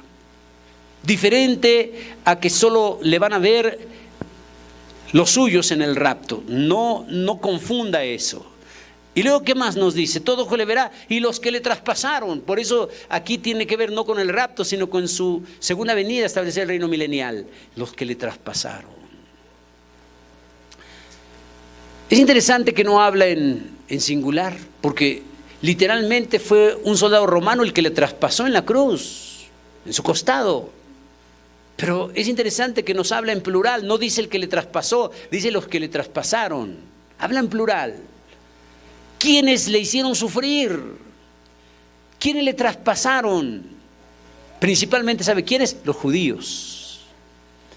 Los judíos que una semana antes de su crucifixión gritaban, Hosana, bendito el que viene en el nombre del Señor, a la siguiente semana le gritaban, crucifícale. Es impresionante lo que hicieron los judíos, los que le traspasaron. Y cuando termine la grande tribulación y Cristo venga a establecer el reino milenial, hasta ese tiempo los judíos van a creer en Él, los que le traspasaron. Y la profecía dice, y harán lamentación por Él. ¿Por qué? Porque los judíos se van a lamentar, van a decir, no es posible, Él era el Mesías. ¿Cómo es posible que pedimos que fuera crucificado? ¿Cómo es posible que hablamos blasfemias contra Él? ¿Cómo es posible que no lo hayamos aceptado? Es el Mesías, mirarán los que lo traspasaron. Los judíos entonces reconocerán que Cristo era el Mesías verdadero, pero hasta ese tiempo, no ahorita, ni en el tiempo en que Cristo Jesús vino a ser crucificado. Es un proceso escatológico. Entonces, y los que le traspasaron, y todos los linajes de la tierra, o sea, los que le traspasaron los judíos, y todos los linajes de la tierra, o sea, todos los gentiles, todos los demás pueblos, harán lamentación por Él. Porque la gente, el judío se burla de Cristo. Y los demás pueblos, los que no son judíos, también se burlan de Cristo. El que menos se burla de Cristo solo lo tiene como un buen maestro, un buen profeta, pero no como Dios, ni como Mesías. Se burlan de Cristo y de los que le seguimos. Pero cuando venga Cristo a establecer el reino milenial, los que le traspasaron los judíos se impactarán, si era el Mesías, pero también los demás pueblos, si era el Mesías. Estos cristianos tenían la razón, van a decir. Era verdad lo que nos decían. Qué terrible, hermanos. Qué terrible. Entonces vale la pena seguir anunciando de Cristo. Entonces vale la pena seguir buscando de Dios. Entonces vale la pena seguir santificándonos. Entonces vale la pena seguir congregándonos. Entonces vale la pena seguir teniendo buen testimonio. Entonces vale la pena seguir buscando de Dios, congregándonos, sirviéndole a Dios. Vale la pena. Para el mundo le es locura todo esto, pero vale la pena seguirlo haciendo. Vamos ahora al verso 8, por favor. Yo soy el alfa y la omega, principio y fin, dice el Señor, el que es y que era y que ha de venir, el Todopoderoso. Cristo es Dios. Yo soy el alfa y la omega, principio y fin. Ya habíamos comentado, primer letra del alfabeto griego y la última, es un hebraísmo. Está escrito en griego, pero su enseñanza es parte de la cultura judía. El judío dice de la Aleph a la Tab, él es la Aleph y la Tab. Nosotros en México diríamos la A y la Z, primero y último. Pero luego precisa el que es presente, el que era pasado y el que ha de venir. ¿Quién es el que va a venir? Cristo. Y luego dice el Todopoderoso. Aquí está diciendo que Cristo es el Todopoderoso. Este verso precisa que Cristo es Dios. Cuando el testigo de Jehová lee esto, no tiene escapatoria. El testigo de Jehová y todos los que no creen que Cristo es Dios, no tiene escapatoria. Le precisamos aquí, ¿quién es el que va a venir? Ellos dicen Cristo. Y luego, ¿qué dice? El Todopoderoso. Cristo es el Todopoderoso, aunque no les agrade. Cristo es Dios, aunque no les agrade a aquellos que no creen en la Trinidad. Cristo es Dios, aunque haya muchos que digan que Cristo solo es un maestro, que Cristo fue solo un buen hombre. Vea usted, la humanidad pone a Cristo a la estatura de Confucio, pone a Cristo a la estatura de Mahoma, de Buda. ¿Creen que es igual? No, amados hermanos. Echamos mano de muchas cosas para precisar que no es así. Pero la más palpable y reconocida es que Buda murió y no se ha levantado. Confucio murió y no se ha levantado. Pero Cristo murió y ya no está allí en la tumba, está vacía. Cristo ha resucitado, Cristo es Dios. Hay una enorme diferencia entre Cristo y cualquier profeta. Hay una enorme diferencia entre Cristo y cualquier líder religioso, de cualquier religión. Cristo es Dios. Él es, dice aquí, el Todopoderoso. Él es Dios. Muy bien, uno más, vamos a ver otro poquito.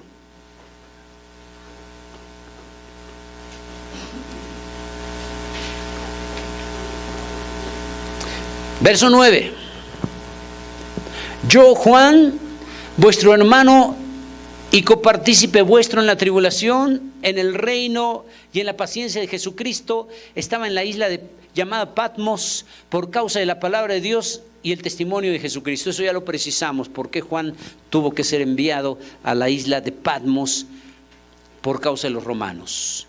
Ahora vamos con el verso 10. Yo estaba en el Espíritu en el día del Señor y oí detrás de mí una gran voz como de trompeta. Vamos a ver cosas extraordinarias ahora. Dice Juan, yo estaba en el Espíritu. Cuando dice que estaba en el Espíritu es una visión. La mayoría considera que está en un éxtasis. El Señor le va a mostrar una visión, está en el Espíritu. Y dice que estaba en el día del Señor. El problema es, ¿a qué se habrá referido Juan al decir en el día del Señor? ¿Qué significa el día del Señor? Bueno, el problema que tenemos en cuanto a interpretación es que la Biblia habla de muchas eventualidades con ese título. Es decir, el día del Señor en la Biblia se reconoce con ese título varios eventos. Se le llama el día del Señor el día que Dios sacó al pueblo de Israel de Egipto. Se le llama el día del Señor el día que Dios le dio la ley al pueblo de Israel. Se le llama el día del Señor cuando Salomón consagró el templo por primera vez, un templo para glorificar a Dios. Se le llama el día del Señor cuando Cristo Jesús vino a nacer de la Virgen María. Se le llama el día del Señor cuando Cristo vaya a venir por su iglesia a arrebatarla. Se le llama el día del Señor cuando Cristo Jesús venga a establecer el reino milenial. Se le llama el día del Señor para el pueblo de Israel, el Shabbat. Se le llama el día del Señor el día que Cristo Jesús resucitó, el primer día de la semana, o sea, el domingo. Se le llama el día del Señor. Bueno, tiene tantas interpretaciones o tantos usos la expresión día del Señor en la Biblia que eso provoca varias interpretaciones en este versículo. Yo estaba en el Espíritu, dice Juan, en el día del Señor. Bueno, si estaba en el día del Señor, ¿cómo interpretamos eso? De todos los ejemplos que acabo de poner y más que hay en la Biblia para referirse a esa expresión, ¿qué quería dar a entender Juan? ¿A qué se refería con el día del Señor? ¿Que estaba en el día del Señor? ¿A que estaba en domingo? ¿A que estaba en Shabbat como los judíos? ¿Se refería quizás a la visión del arrebatamiento de la iglesia y que se llama el día del Señor? ¿Se refería quizás a el tiempo final de todas las cosas que también se le llama el día del Señor, el juicio? La verdad es que es difícil precisar aquí. Acabo de dar bíblicamente algunos ejemplos de a qué se le llama en la Biblia día del Señor. Entonces aquí es difícil precisar, aunque la mayoría, voy a hablar porcentajes, la mayoría de los escatólogos considera que estaba en el día del Señor en domingo. Es muy probable porque después de la resurrección de Cristo, el día principal de reunión de la iglesia fue el domingo. Es decir, Juan estaba acostumbrado a buscar de Dios en todos los días, pero con especial celo, recordando la resurrección de Cristo Jesús. Entonces la mayoría de los escatólogos sugiere que cuando Juan dice que estaba en el día del Señor, pareciera que estaba en un domingo cuando recibió la revelación del Apocalipsis. Es posible, no estoy precisando, estoy hablando porcentajes, lleve eso a casa. Es difícil precisar a qué se refiere con el día del Señor. Bien, y oí detrás de mí una gran voz como de trompeta. Vea, oí detrás de mí. A veces escuchamos cuando vamos caminando y alguien nos grita, pues volteamos. Bueno, podemos imaginarnos, Juan escuchó una voz atrás de él. Pero, ¿qué características tenía esta voz? Una gran voz como de trompeta. Vea usted los comparativos. No dice que era una trompeta, como de trompeta, o sea, un sonido fuerte, terrible, grande. La voz era extraordinaria, la voz era muy fuerte, como de trompeta, alto. Ahora, vean ustedes, dije hace rato, Juan está acostumbrado a escuchar la voz de Cristo como el Cordero. Sus enseñanzas tan amorosas. Juan está acostumbrado a escuchar esa voz de Cristo. Pero ahora él oye detrás una voz como sonido de trompeta. Él no distinguió esa voz, la oyó como sonido de trompeta, pero él no distinguió que era la voz de Cristo. Él está acostumbrado a escuchar la voz pasiva de Cristo en su ministerio terrenal. Él está acostumbrado a escuchar la voz de Cristo como Cordero. Por eso cuando oye esta voz tremenda como sonido de trompeta, él no puede identificar que es Cristo, aunque sí es Cristo. Por eso yo dije al principio, si escucháramos el sonido que produce un cordero, y si escucháramos acá el sonido que produce un león, el rugido del león es tremendo. Bueno, ahora Juan está acostumbrado a escuchar el sonido de Cristo como Cordero. Ahora escucha una voz como de trompeta a sus espaldas. Es la voz de Cristo, pero él no la reconoce porque él está acostumbrado a escucharlo como Cordero. Ahora se está manifestando como león, el Mesías glorioso, diferente al Mesías sufriente. Vamos a ver qué más dice.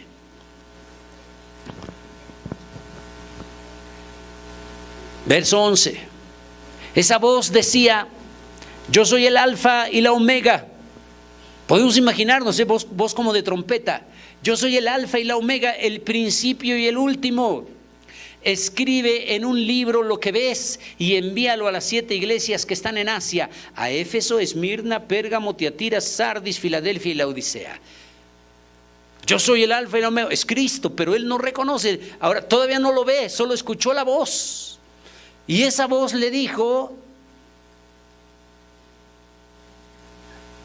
escribe en un libro lo que ves. O sea, la visión que Dios le va a mostrar, lo vas a escribir en un libro y envíalo a las 7 iglesias que están en Asia. Habíamos precisado que no había solo 7 iglesias en Asia Menor, había más. Si nada más hubieran existido estas 7 iglesias, como dicen algunos historiadores, ¿qué caso tiene numerar o nominar cada una de esas 7? Hubiera sido más que suficiente decir: escribe en un libro lo que ves y envíalo a las iglesias que están en Asia. Si solamente hubiera 7, ¿para qué nombrarlas? Era suficiente con decir envíalo a las iglesias en Asia. Pero cuando dice envíalo a las 7 iglesias que están en Asia, ¿cuáles? Había más. Pues a Éfeso, Esmirna, Pérgamo, Tiatira, Sardis, Filadelfia y Laodicea. Precisa cuáles 7 iglesias, porque también si nada más le hubiera dicho a las 7 iglesias, había más de 7 en Asia Menor, Juan hubiera dicho: ¿pero cuáles? El Señor le precisa a cuáles se va a dirigir ese mensaje. Lo va a escribir. Mire, esto es interesante porque el Señor le da la visión y le dice: lo que vas a ver tienes que escribirlo en un libro. ¿Cuál es una razón o razones de escribir algo? Generalmente se escribe algo que es importante. Si algo no es tan importante, lo platicamos y acordamos ya, pero cuando algo es importante, no, ¿sabes qué? Vamos a escriturarlo y vamos a firmarlo.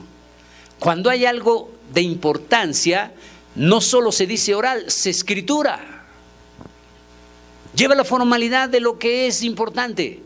Cuando el Señor le dice a Juan: vas a ver esta visión y lo vas a escribir en un libro, le está dando la importancia del mensaje.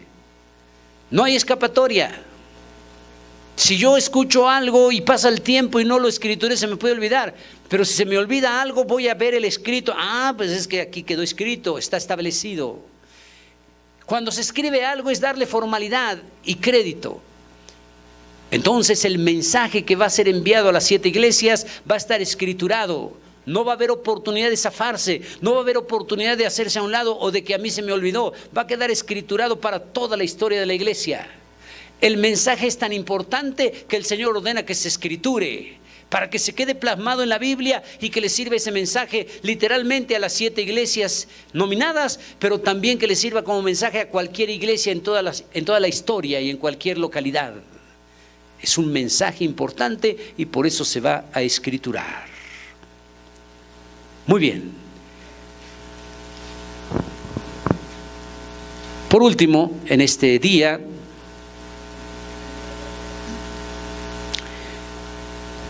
hay una precisión entonces nominacional. Eso es interesante porque el punto que vamos a dejar pendiente es que que el Señor es tan respetuoso y tan amoroso que distingue a cada quien en lo particular. No trata el Señor igual a todas las iglesias, ¿sabía usted? Y no todas las iglesias tienen los mismos problemas, ¿sabía usted? Y no hay iglesias perfectas, ¿sabía usted? Si usted está buscando una iglesia perfecta, no la va a encontrar. Esta va a tener estos problemas, aquella va a tener estos otros problemas, aquella otros problemas. Hay hermanos que no se congregan nunca en ningún lado y la pregunta es, hermano, ¿por qué no se congrega? Estoy buscando una iglesia que no tenga problemas, no la va a encontrar. Estoy buscando una iglesia en donde todo lo que digan yo esté de acuerdo, no lo va a encontrar.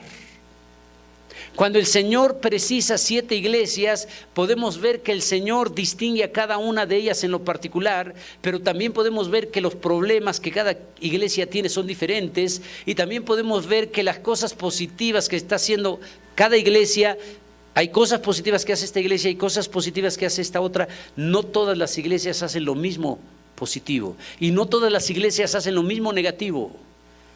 Lo interesante es que estas iglesias nos dan ejemplos para el individuo, para la iglesia, para la familia y para la historia de la iglesia en todas sus épocas.